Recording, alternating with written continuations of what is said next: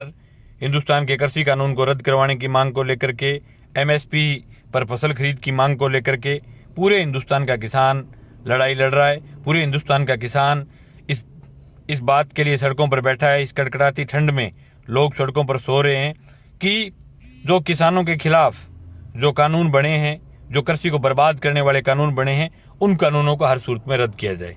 साथियों, ये आंदोलन पिछले 7 महीने से अलग अलग तरीके से टोल नाकों के ऊपर लोगों का धरना, रिलायंस के मॉल्स पर धरने, अलग अलग प्रकार से अलग अलग तरीके से शुरू हुआ। लेकिन हिंदुस्तान के अंदर इस आंदोलन की शुरुआत पंजाब के साथ साथ हरियाणा में पीपली में हुई, लाठीचार्ज के साथ। आपको याद होगा कि पीपली के लाठीचार्ज के बाद पूरे हिंदुस्तान का किसान इस आंदोलन के अंदर कूदा था और पूरे हिंदुस्तान के किसान के अंदर इस आंदोलन के लिए उबाल आया था, गुस्सा आया था।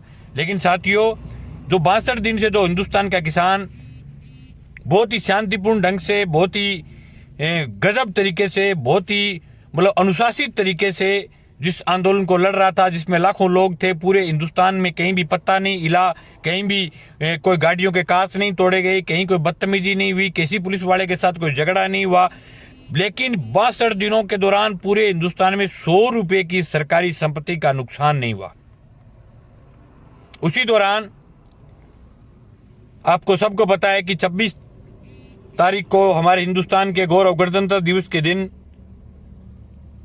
लाल किले के अंदर एक घटना हुई। उस घटना के बाद इस आंदोलन को एक अलग रूप दिया गया।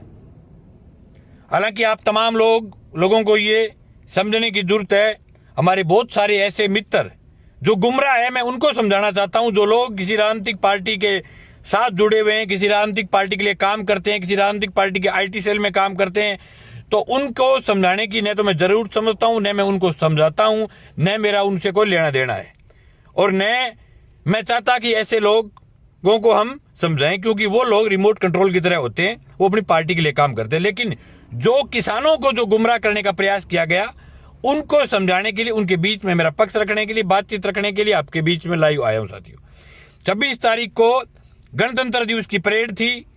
चारों बॉर्डरों पर अलग अलग दिल्ली पुलिस के द्वारा रूट दिए गए थे कि हिंदुस्तान का अलग अलग बॉर्डरों से किसान इस रूट से दिल्ली के अंदर घुसेगा, इस रूट से वापस निकलेगा, वापस उसी बॉर्डर पर जाकर के उसी प्रकार से बैठेगा। लेकिन हुआ क्या कि गाजीपुर बॉर्डर और सिंधु बॉर्डर और टिकरी बॉर्डर, जहां बहुत ज्यादा भीड़ थी, जहां आंदोलनकारी जो उम्मीद कर रहे थे, उस उम्मीद से भी ज्यादा लोग, लाखों की संख्या में लोग सड़कों पर उतर करके आए। जो लोग बहुत लंबे समय से घरों में बैठे थे, उनको भी संयुक्त मोर्चे के आह्वान का, सब चीजों का, रूट का, तमाम चीजों का कोई पता नहीं था। लेकिन वो तमाम लोग